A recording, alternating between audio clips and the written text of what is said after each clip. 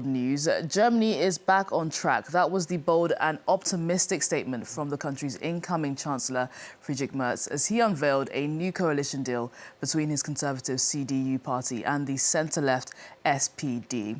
Some of the big points from the 144-page-long contract: boosting defence spending and continuing support for Ukraine. Merz was under extraordinary pressure to forge a government after the CDU, of course, came out on top during the February elections. We're going to focus on some of the foreign policy challenges facing this new coalition. Let's speak to Jeanette Süß. She's a research fellow on the study committee on Franco-German Relations at the French Institute of International Relations. Jeanette, thanks so much for joining us on the programme. Let's focus on how the coalition will navigate trade. Of course, that is the big topic of the day. The German economy is fueled by manufacturing and is also export-orientated. How is the coalition likely to approach these tariffs in partnership with the EU, of course, especially given that its economy is on the brink of a recession? Yeah, it's extremely important for Germany, of course, to export all over the world, and especially the US, because the US turned into the most important economy in terms of exports for Germany after China. So it even exceeded China in 2024, having a trade saldo of 127 billion that Germany exported to the US. So it's really, really important for Germany, especially its automotive industry. So Germany has been quite reluctant to the idea to put additional tariffs and counter-strike the measures that have been put in place by Trump so far, until he announced today this 90 days pause. So it had a difficult stance when it came to the EU position. On the other hand, Germany knows that it has to have a bit more of a firm approach, a more interest-oriented approach. So it's very important for Germany to diversify its chains and its economic and trade policy. Well, I want to move on to speaking a little bit about defence and how the coalition will approach defence. Merz has said it's an absolute priority for Europeans to truly achieve independence from the US. He's questioned how much of a role Trump will play in NATO. Does the SPD endorse this approach? We know that Merz wants to talk with nuclear powers, France and the UK, about nuclear protection for Germany and Europe. Is this something that the centre-left backs? It's true. It's a crucial point because SPD, the Social Democrats, are known for being the peace party, especially in the form of Olaf Scholz, the former chancellor. Boris Pistorius is set to keep the Ministry for Defense, so SPD will most likely be very much in charge of these questions.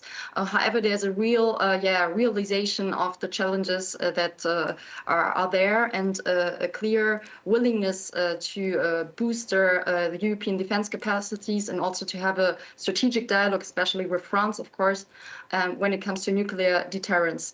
Anyway, the technicalities have to be sorted out first, and we don't really know what we're talking about when we're talking about opening up the French nuclear deterrence, for instance. So I think there is some room for maneuver, and there's going to be a strategic dialogue that will be initiated by Merz. Just one last aspect I would like to mention is that, of course, CDU is holding the Chancellery and the Foreign Affairs Ministry. So it also has a lot to say when it comes to these type of questions. Well, on Ukraine, we've already seen that debt brake has been relaxed, meaning that Germany can now do more in terms of defence, perhaps sending more aid to Ukraine. But there has been some cracks between the SPD and Merz already on this issue. They disagreed on whether Germany should deliver weapons like long-range Taurus cruise missiles to Ukraine. Merz supports the idea, while the centre-left Social Democratic Party has rejected it. Are the two parties unified when it comes to Ukraine and ramping up weapons deliveries? I do think that there's a very clear willingness to defend Ukraine, to support it, be it technically, military, politically. It's written down in the contract, in the coalition government contract. Of course, it's always a very highly sensitive issue when it comes to delivering weapons, knowing that Germany is itself lacking a lot of weapons and material for its own army, for its Bundeswehr. So it's also about stepping up its own capacity, defense capacities, of course. But I do think that there is really a willingness, and it was especially Scholz being reluctant here when it came to taking important decisions. Well, Merz hasn't even been crowned as Chancellor. He's already facing slumping approval ratings and a barrage from his own conservative base, saying that he's now yielding to the will of the centre-left SPD during coalition talks. Do you believe that has been the case, and do you think it will continue now that they have formally agreed? It was quite severe talks and a lot of critiques within CDU, especially also from the young CDU chapter that criticized Merz of having betrayed his own dogma and Germany's typical policy of austerity budget policy. However, this is why during the press conference, Merz really tried to underline what were the gains for CDU that they reached agreement on within this coalition government treaty, which is especially everything concerning the migration policy reforms and the economic reforms that are going to be implemented. So cutting back taxes, promoting industries, all these type of issues there, the CDU really could impose itself towards the Social Democrats, and especially for the migration policy, it was very important